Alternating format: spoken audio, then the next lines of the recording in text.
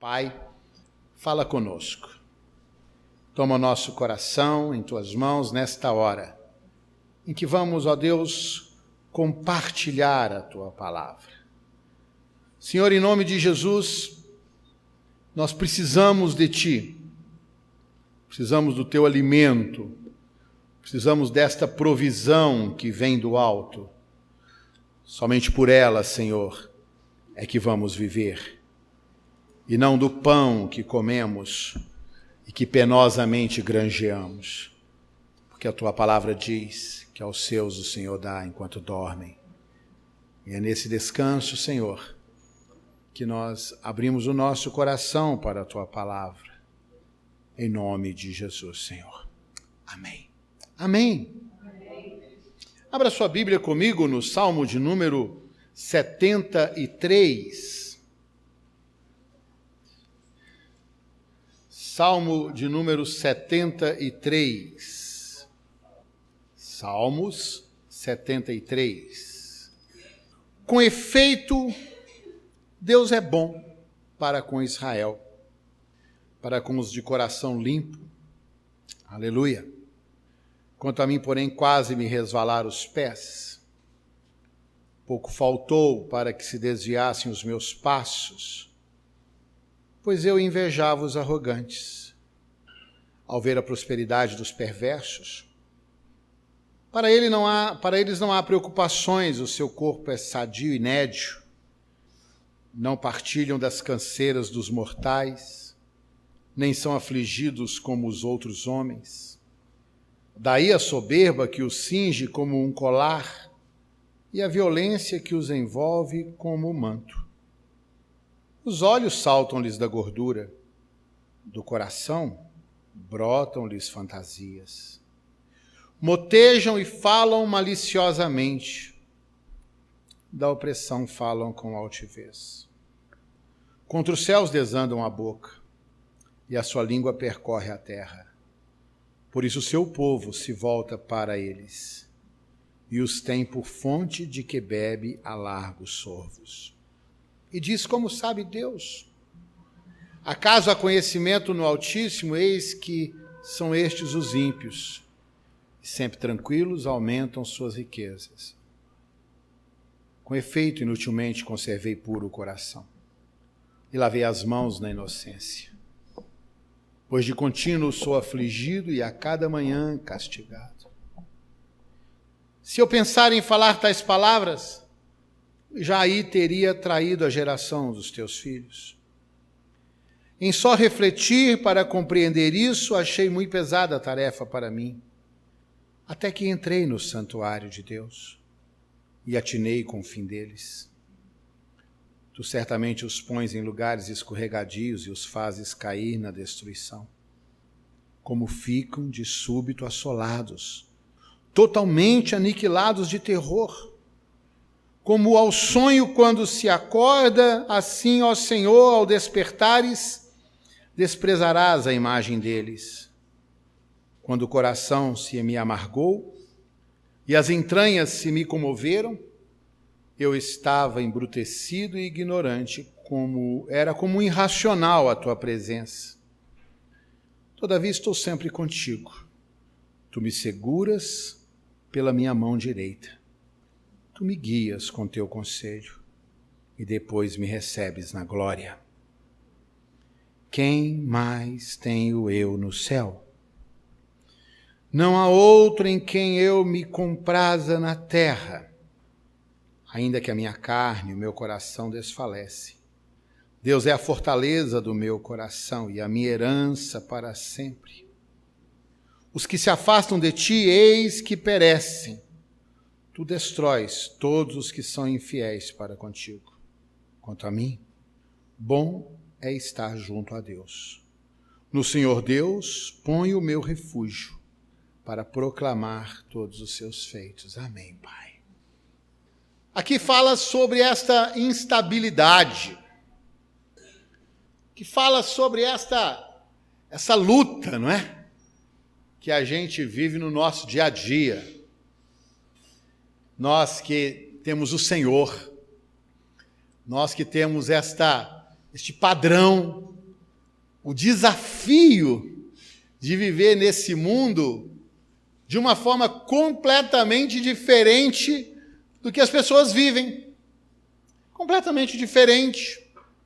De vivermos como estranhos neste mundo. Pensando diferente, sentindo diferente, agindo diferente. E para nós essa é uma luta.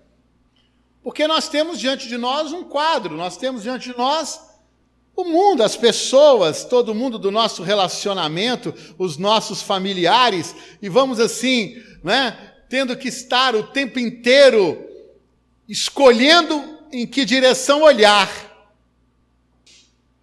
o que pensar, dar o sentido e o valor real às coisas, entender o que é importante e o que não é importante para nós, a quem que nós vamos dar ouvidos, quem que nós vamos tomar como exemplo, e vamos vivendo nessa angústia, nessa luta. Porque nós vemos pessoas tão boas, não é verdade? Conhecemos pessoas tão boas, gente honesta, gente trabalhadora, gente digna. E é tão difícil para nós pensarmos. Difícil. Que todas essas pessoas, se elas não tiverem o Senhor Jesus nos seus corações, se elas não tiverem entregue suas vidas ao Senhor, elas estão mortas nos seus delitos e pecados e continuam debaixo da ira de Deus e condenadas ao eterno sofrimento. Meu Deus do céu. É difícil. É difícil e a gente luta com isso o tempo inteiro, tendo que reafirmar essa verdade. Embora as coisas não pareçam assim. Embora aquilo que os nossos olhos veem não retratam a realidade que nós cremos. Porque o que muitas vezes nós vemos é o fiel, é o crente, o servo, padecendo aflições. E aquele que não está nem aí para Deus, aquele que vive a vida dissoluta, aquele que vive a vida completamente alienada da verdade bíblica, da verdade de Deus, vivendo no bem bom. E o que a gente espera é o contrário. O que a gente quer, muitas vezes, é o contrário. O que você deseja é que a pessoa perversa, aquela pessoa que engana os outros e faz essas coisas todas, que essa pessoa sofra as consequências da sua desobediência, que ela padeça, que ela pereça, para que seja clara a diferença entre aquele que crê e aquele que não crê. Para que seja clara. Mas não é clara. Não é tão clara. Mas haverá um dia em que esta verdade será muito clara. Haverá um momento em que essa distinção será absoluta. E eu tenho certeza que mesmo nós vamos ter muitas surpresas. Muitas surpresas. Por encontrarmos com o Senhor e na salvação eterna pessoas que nós nunca imaginamos que seriam salvas ou que estariam salvas. E muitas pessoas que nós achamos que vamos encontrar na glória, nós vamos chegar lá, vamos procurar e não vamos achar. Dizer, cadê fulano? Eu imagino que os primeiros dias nossos na eternidade vai ser dessa conversa, né? E fulano, você viu? Não vi não. E ciclano, tá ali, ufa, ainda bem, não é verdade? E a gente vai ficar ali procurando quem é que está e quem é que não está, e entristecendo por aqueles que não estão e que nós pensávamos que estariam, e ficando surpresos, e assim, obviamente, entregando nas mãos do Senhor, o justo juiz, né? Dando glória a Ele, mas ali meio que dizendo, que isso? Fulano aqui nem imaginei. Não é assim? Se nós pudermos projetar essa atitude carnal nossa e levarmos ela para lá, porque eu acho que nós não vamos fazer isso, não. Nós vamos estar tão envoltos da glória, tão envoltos da presença do Senhor e da alegria, que não vai haver lugar para tristeza. A palavra de Deus diz que ali o Senhor enxugará dos olhos toda lágrima, não é verdade? Então nós estaremos plenamente consolados e alegres, mas podemos pensar assim, porque é lá que vai estar a grande diferença. O que o salmista diz aqui é que enquanto nós estivermos olhando para estas coisas, corremos o risco de ficar assim, embrutecidos, de ficarmos com o nosso coração esfriado,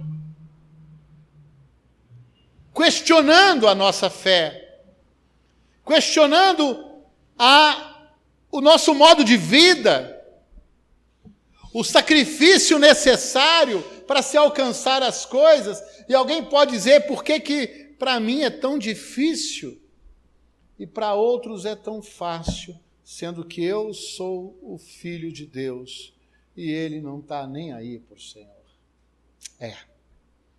Como diz o salmista no verso 16, em só refletir para compreender isso, achei muito pesada a tarefa para mim.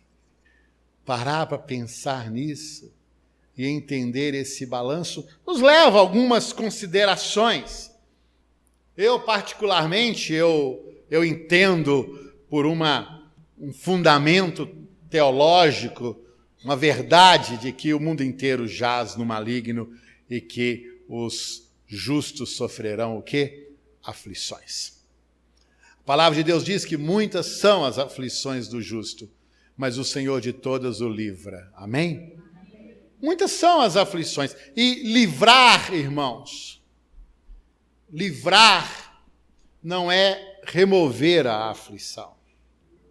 Livrar é nos dar a capacidade de suportá-las.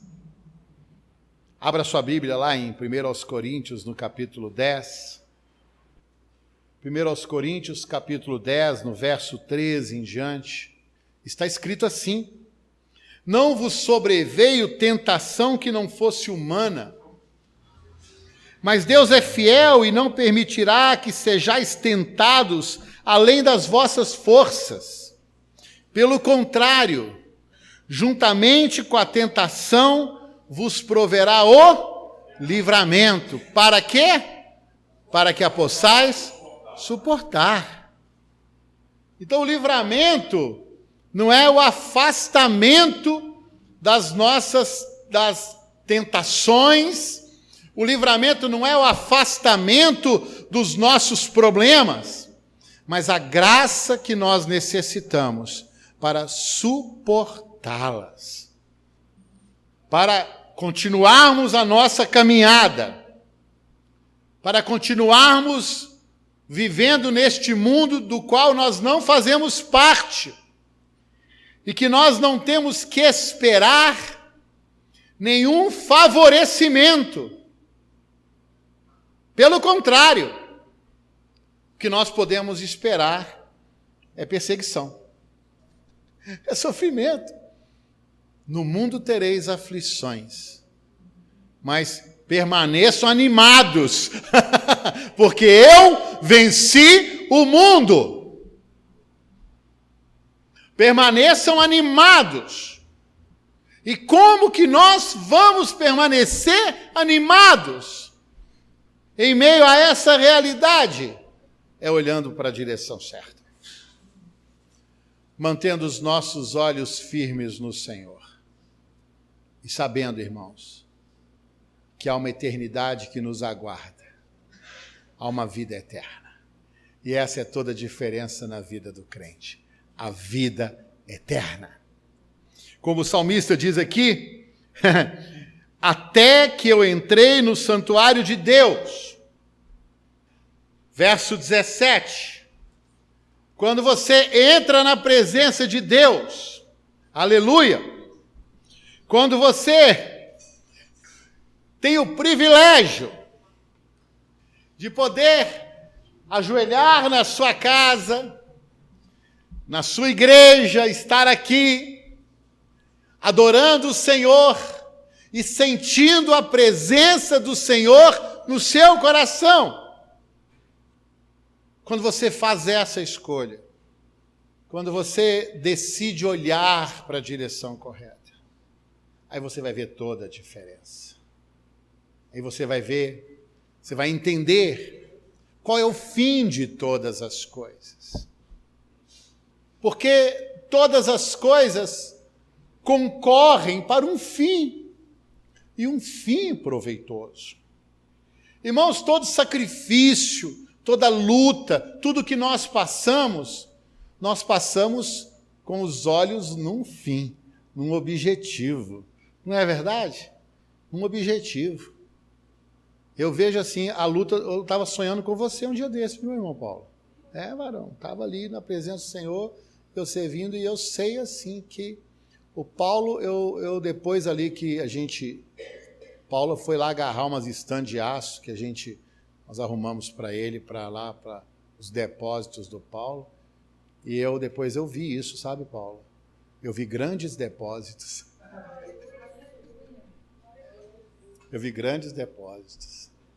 Né? E aí, lembra-te de mim quando entrares no teu reino. Amém? Amém. Eu vi. Agora é luta. Agora é sofrimento. Mas há um futuro. Há uma vitória. E quando nós temos os olhos na vitória e sabemos que nós vamos alcançar a vitória, a gente se mantém firme na luta. Porque tem uma vitória. Tem um fim. Tem uma resposta de Deus. E toda luta vale a pena. Toda luta vale a pena quando você sabe que o final dela é vitória. E que você vai sair vencedor. Toda luta vale a pena. Tudo é semente que se lança. Eu penso muito nisso, eu penso no agricultor que ara o campo, que capina, que prepara aquela gleba, aquela terra, limpa ela todinha, depois ara a terra, pega o dinheiro que tem, compra semente, e debaixo daquele sol, que aí chama até de lua, porque quando o sol está muito forte, é engraçado, a gente fala que lua, não é assim? e semeia a terra, e quando ele acaba de semear a terra e olha para aquela terra nua, aquela terra vazia, ele se enche de alegria no coração, porque ele cumpriu a tarefa dele, e agora ele pode esperar no Senhor. Ele pode esperar, porque ele fez tudo o que ele precisava fazer. Agora Deus faz o resto. Deus manda a chuva, não é verdade? Deus vai mandar a chuva, o sol, a chuva, e daí a pouquinho, o resultado daquilo tudo começa a aparecer, quando aquelas folhinhas verdes começam a brotar na terra, aquelas folhinhas pequenininhas, e o campo dele já vai deixando de estar seco, em cor de terra, e já toma aquela coloração verdinha, ele olha para aquilo, e o coração dele se alegra, e todo sofrimento, toda luta que ele passou ali para poder chegar naquele ponto, é trocada por uma alegria. Então vale a pena a gente continuar a nossa caminhada olhando na direção certa, olhando para o fim, e não para o meio, porque o meio é luta, varão. Por meio dessa guerra o tempo inteiro. E sendo todo o tempo nós confrontados. E as pessoas perguntando para nós, como o Salmo 42 diz, onde está o seu Deus?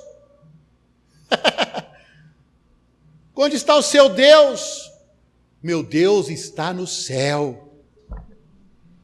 Meu Deus está no céu.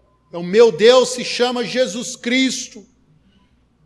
Meu Salvador, aquele que há de vir, que vai voltar e que vai julgar os vivos e os mortos, aquele no qual estou selado pelo seu sangue e tenho o seu Espírito Santo. Esse é o meu Deus. Meu Deus é o Deus de Abraão, de Isaque, de Jacó. Como Jesus disse, Deus não é Deus de mortos, mas Deus de vivos. Deus de vivos, destes homens que vivem na presença do Senhor, onde nós vamos chegar também, irmãos. Por isso que é tão importante nós olharmos para o fim. Aí você abre sua Bíblia agora em Malaquias, a partir no verso 3, verso 14, do capítulo 3, verso 14, Malaquias 3, 14, está escrito: vós dizeis, inútil é servir a Deus, que nos aproveitou termos cuidado em guardar os seus preceitos e andar de luto diante do Senhor dos Exércitos. Ora, pois nós reputávamos por felizes e soberbos também os que cometem impiedade, prosperam sim, eles tentam ao Senhor e escapam. Então os que temiam ao Senhor falavam uns aos outros. O Senhor atentava e ouvia. Havia um memorial escrito diante deles, para os que temem ao Senhor e para os que se lembram do seu nome. Eles serão para mim particular tesouro naquele dia que preparei. Diz o Senhor dos Exércitos: poupá-los-ei, como um homem poupa a seu filho que o serve. Então vereis outra vez a diferença entre o justo e o perverso, entre o que serve a Deus e o que não o serve. Amém? Então, verso 17, eles serão para mim particular tesouro naquele dia que preparei, diz o Senhor dos Exércitos. Poupá-los-ei como um homem poupa seu filho que o serve. Quero que você abra sua Bíblia em 2 aos Coríntios, no capítulo 11, verso 16 em diante. 2 aos Coríntios, capítulo 11, verso 16. O apóstolo Paulo falando sobre sua vida. Ao nosso irmão Paulo. Irmãos, Paulo era um homem abençoado? Era ou não era? Era um homem cheio do Espírito Santo? Era ou não era? Quantos aqui olham para a vida de Paulo e gostariam de ser servos de Deus como Paulo foi? Quantos aqui gostariam? Eu gostaria. Hã? Não é verdade? Usado por Deus como ele foi usado. Pois é. Verso 16 em diante.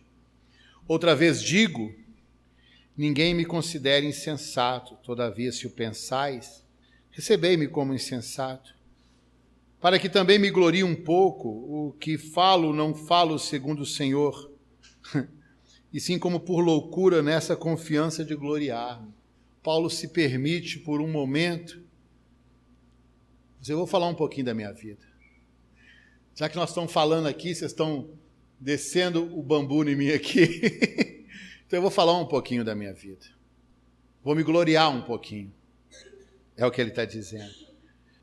Porque, sendo vós sensatos de boa mente, tolerais os insensatos, todavia, tolerais quem vos escravize, quem vos devore, quem vos detenha, quem se exalte, quem vos esbofeteie no rosto.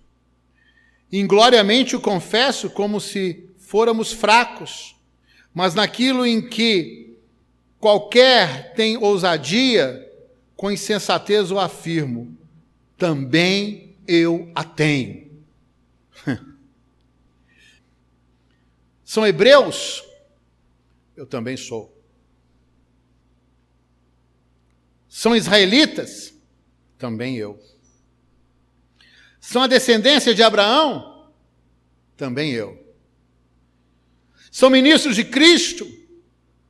Falo como fora de mim. Vocês estão entendendo o desabafo do apóstolo. São ministros de Cristo? Eu mais ainda. Mais trabalhos? Muito mais. Muito mais em prisões, em açoites sem medidas, sem medida, em perigos de morte, muitas vezes. 5 vezes recebi dos judeus uma quarentena de açoites menos 1. Sabe o que é isso? Esse menos 1 era a misericórdia, na hora do castigo. O cara era condenado a 40 açoites. E eles tiravam 1 como uma dose de misericórdia, era 39. Entendeu como é que é?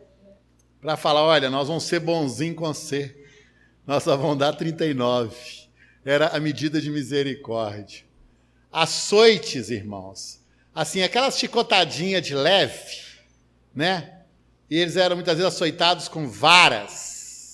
Aquelas varinhas boas que enverga assim, ó, que não quebra, né? E que chapuletava nas costas, nas pernas. Quantas vezes ele foi açoitado? 5 vezes ele recebeu uma 46. 5 só. Sua Bíblia colocou mais um? Estou te falar, essa Bíblia é sua, viu? 5 vezes, verso 24, recebi dos judeus uma quarentena de açoites menos 1. Fui 3 vezes fustigado com varas. 1 vez apedrejado. Eu li para vocês aqui outra vez. Ele foi apedrejado lá na cidade de Listra, que ele foi apedrejado ao ponto dos caras acharem que tinha morrido. E aquelas pedrinhas, né? Sabe, Isaac? Aquelas mamonadas. Mamona, guerrinha de mamona. Não é não. É, ó, tijolo. Que o cara pudesse achar. A maior pedra que ele pudesse achar. Era essa que ele jogava. E na cabeça. Para matar. Não apedrejava para castigar, era para matar. Em naufrágio, 3 vezes. 1 noite e 1 dia passei na voragem do mar. Sabe o que é isso? O navio naufragou, ele ficou 1 noite e 1 dia no mar. Na voragem ali, nas ondas do mar, ele agarrado numa tábua em alguma coisa, e a água, e só na água, sem esperança, sem enxergar nada, como um náufrago agarrado em alguma coisa. Em jornadas, muitas vezes, em perigos de rios, em perigos de salteadores, em perigos entre patrícios, gente da minha família, gente do meu povo, em perigos entre os gentios, em perigos na cidade, em perigos no deserto, em perigos no mar, em perigos entre falsos irmãos, em trabalhos e fadigas, em vigílias muitas vezes, em fome e sede, em jejuns muitas vezes, em frio e nudez. Além das coisas exteriores, há o que pesa sobre mim diariamente, a preocupação com todas as igrejas. Ou seja, isso ele chama de coisas o quê? Exteriores. Além esse sofrimento todo, eu ainda carrego na minha alma uma preocupação, um peso de preocupação, de cuidado sobre todas as igrejas. Quem enfraquece, que também eu não enfraqueça? Quem se escandaliza, que eu também não me inflame? Se tenho a gloriar-me, gloriar-me-ei no que diz respeito à minha fraqueza. O Deus e Pai do Senhor Jesus, que é eternamente bendito, sabe que eu não minto. Em Damasco, o governador preposto, rei Aretas, montou guarda na cidade dos Damascenos para me prender. Mas num grande cesto me desceram por uma janela da muralha abaixo, e assim me livrei das suas mãos. Se é necessário que eu me glorie, ainda que não convém, passarei as visões e revelações do Senhor. Aleluia. Eu conheço um homem. É engraçado ele falar assim, mas ele está falando dele mesmo. Eu conheço um homem que em Cristo, que há 14 anos foi arrebatado até o terceiro céu. Se no corpo ou fora no corpo, não sei, Deus o sabe. E sei que o tal homem, se no corpo ou fora do corpo, não sei, Deus o sabe, foi arrebatado ao paraíso e ouviu palavras inefáveis, as quais não é lícito ao homem referir. De tais coisas me gloriarei? Não, porém de mim mesmo, salvo nas minhas fraquezas. Pois se eu vier a gloriar-me, não serei nécio, porque direi a verdade, mas abstenho-me, para que ninguém se preocupe comigo mais do que em mim vê ou de mim ouve. E para que eu não me ensoberbecesse com a grandeza das revelações, ou seja, ele está falando dele mesmo lá atrás, foi-me posto um espinho na carne, mensageiro de Satanás, para me esbofetear, a fim de que eu não me exalte. Por causa disso, 3 vezes pedi ao Senhor que o afastasse de mim. Então ele me disse, a minha graça te basta, porque o poder se aperfeiçoa na fraqueza. De boa vontade, pois, mais me gloriarei nas fraquezas, para que sobre mim repouse o poder de Cristo. Pelo que sinto prazer nas fraquezas, nas injúrias, nas necessidades, nas perseguições, nas angústias por amor de Cristo, porque quando eu sou fraco, então é que eu sou forte. Sabe? O que é melhor? O que é melhor? O povo de Israel no deserto o tempo inteiro, vivendo ali naquele deserto, eles tinham uma diferença. Estavam no deserto. Estava no deserto. Aquele deserto ali, vou falar com vocês, é uma dureza. Aquele deserto ali é pedra e terra seca. Aquele deserto ali não é deserto igual ao deserto do Saara. A gente pensa em deserto e acha assim, aquele monte de duna, né? Deserto de areia. Aquele deserto lá não é assim, não. É uma aridez, é um negócio assim, um chão duro, um monte de pedra. Fiquei impressionado ali nas cercanias de Jericó. Tirei foto do que é o deserto da Judéia. É um lugar muito feio. Estava no deserto. Mas eles olhavam para cima, havia uma nuvem sobre eles. Essa nuvem fazia sombra é livramento. A sombra é livramento. A Bíblia fala que eles andaram no deserto 40 anos e as sandálias deles não se gastaram. As roupas deles foram preservadas. 40 anos, gente. Aparecendo minha mulher com as roupas que tem lá em casa, a bicha não envelhece de jeito nenhum. As roupas assim bem cuidadas, sabe? Novinha. Eu tenho camisa que eu olho lá no meu guarda-roupa e falo assim, gente, tá aqui até hoje. Assim, cuidada, roupa bem cuidada. O Senhor cuidou 40 anos da roupa daquele povo no deserto. A sombra, livramento. De noite, você sabe que no deserto é muito frio à noite. De dia é muito quente e à noite é muito frio. É gelado. Porque não tem nada que retenha calor. A terra não retém calor. Já viu roça como que de noite assim é frio, gelado, é vegetação demais, não é? O deserto é a mesma coisa. Não retém, não tem concreto, não tem isso aqui. A gente sente calor aqui à noite, é porque tem um monte de massa que armazena calor e esse calor vai sendo liberado durante a noite. Então a gente não sente tanto frio aqui não, mas no deserto é muito frio. De noite havia uma coluna de fogo. Descia da nuvem, irmãos. Você já pensou nisso? Esse povo tendo o privilégio de ver de noite um fogaréu descendo do céu e aquecendo o arraial. Eles tinham um aquecedor divino. De manhã cedo, eles acordavam. Ei, Regina, você até abriu a boca, hein? Eles acordavam e o campo, o deserto estava esbranquiçado, porque Deus tinha feito chover o pão nosso de cada dia.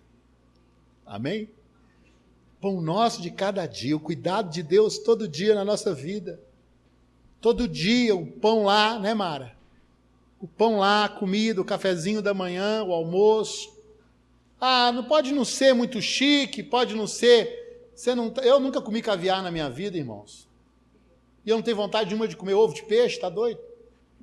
E o povo bota aquilo ali no pãozinho, fica assim, comendo aquela cara. Eu vou fazer, você já comeu caviar, dona Helena? Você já comeu caviar, dona Helena? Você já comeu caviar? Você já, Rui? Eu não. Eu já comi picanha, né, Zé? Picanha. Uma fraldinha meio com uma passada, assim. Você já comeu. Isso é bom. Sabe? Pão nós de cada dia, que o Senhor nos dá todo dia. Eles acordavam, estava lá o maná. Irmão, todo dia você acorda, o maná está lá na sua casa. Todo dia o Senhor tem te sustentado e você pode ficar tranquilo, que Ele vai sempre te sustentar. Jesus disse, olha para o passarinho não planta, passarinho não semeia, passarinho não faz nada. No entanto, Deus nunca deixa faltar o alimento para o passarinho. E Ele pergunta, você não vale mais que um passarinho? Você vale mais que um passarinho, Vitor? Então, meu querido, para Deus, Deus sempre vai te sustentar. Depois nós vamos orar pelo Vitor. Vitor, domingo que vem, está indo para os States. Vai morar lá.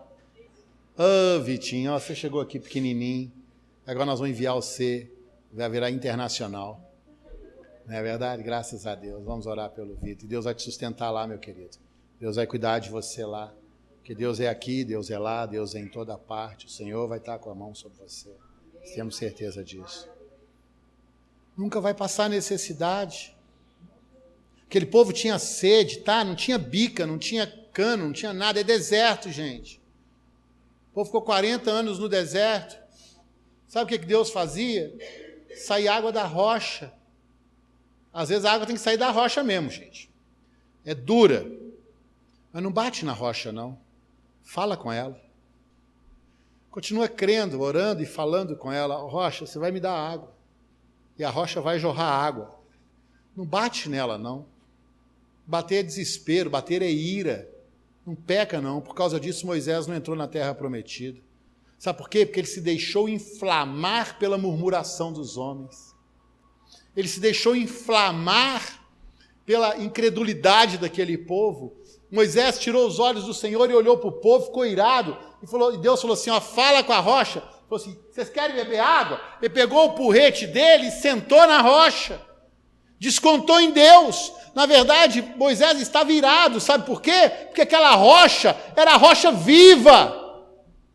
Aquela rocha era uma teofania, era uma representação de Deus no deserto. Os rios de água viva que jorravam sobre o povo. Ele bateu na rocha. Bate não. Continua crendo. Continua orando. Pode esperar.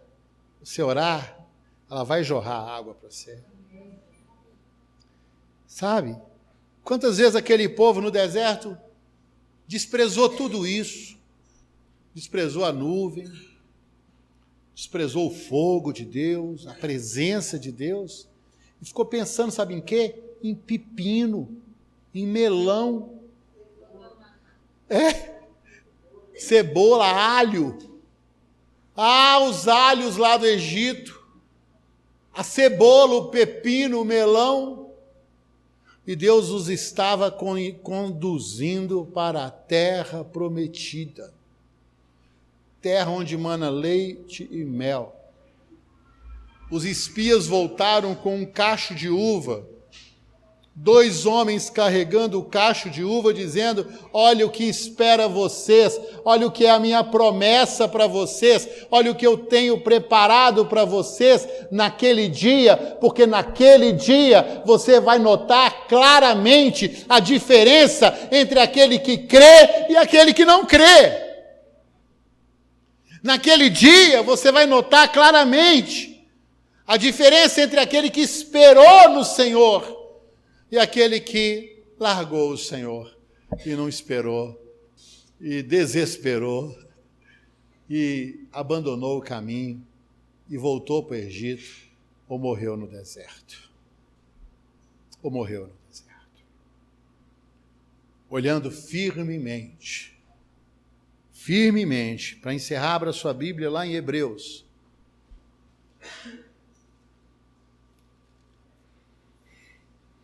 No capítulo 12,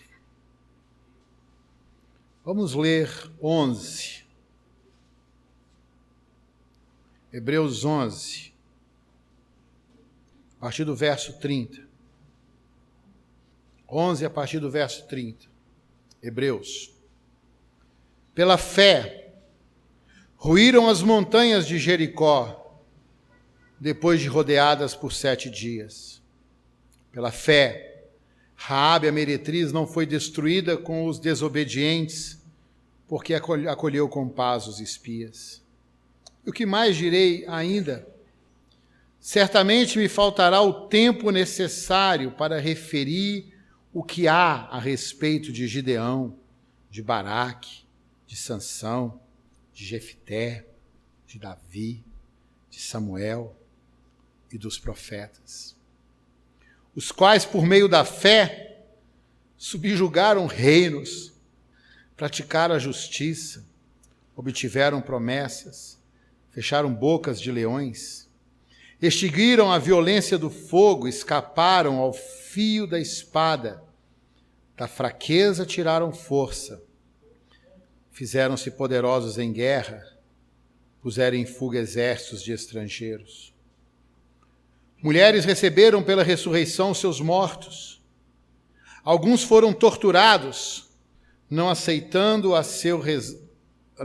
seu resgate, para obterem superior ressurreição. Outros, por sua vez, passaram pela prova de escárnios e açoites, sim, até de algemas e prisões.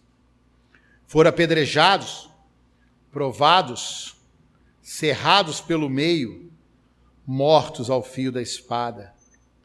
Andaram peregrinos, vestidos de peles de ovelhas e de cabras, necessitados, afligidos, maltratados. Homens dos quais o mundo não era digno, errantes pelos desertos, pelos montes, pelas covas, pelos antros da terra. Ora, Todos estes que obtiveram bom testemunho por sua fé, não obtiveram, contudo, a concretização da promessa, por haver Deus provido coisa superior a nosso respeito, aleluia, para que eles, sem nós, não fossem aperfeiçoados.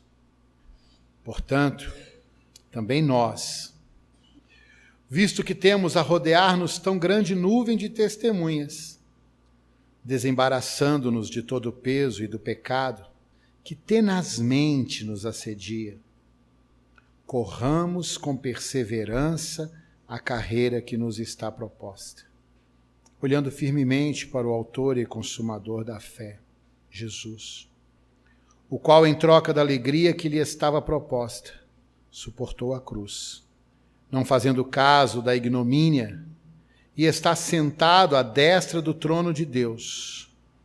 Considerai, pois, atentamente aquele que suportou tanta oposição dos pecadores contra si mesmo, para que não vos fatigueis, desmaiando em vossas almas.